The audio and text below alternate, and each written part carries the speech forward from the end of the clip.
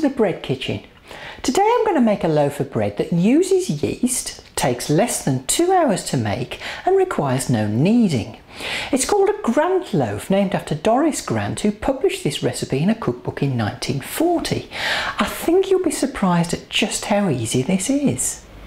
To make this loaf I've got 450 grams of wholemeal bread flour, 385 grams of lukewarm water, a teaspoon of salt, a teaspoon of dried yeast, and here I've got a teaspoon of dark brown sugar, but any sugar will do. Pop the sugar and yeast in the water, give it a good mix, and then leave it for 10 minutes for the yeast to activate. Put the flour and the salt in a bowl and mix them together. You don't even need to get your hands dirty in this loaf. Then pour in the yeast water mixture and mix it with a spoon till it's nice and smooth. And you'll end up with this really quite sticky dough.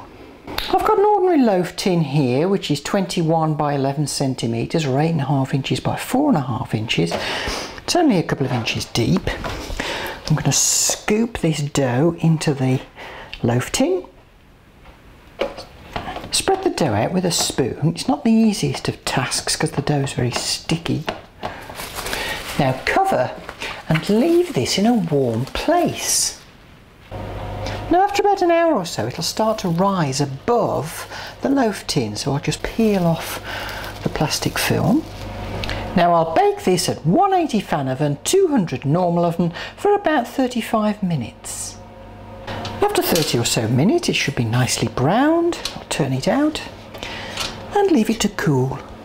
It looks like bread, cuts like bread and even tastes like bread. And you can make a white version as well.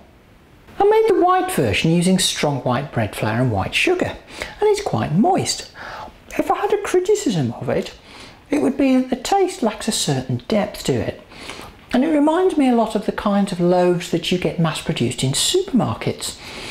But considering the amount of effort that you haven't put into making this bread, it's not bad.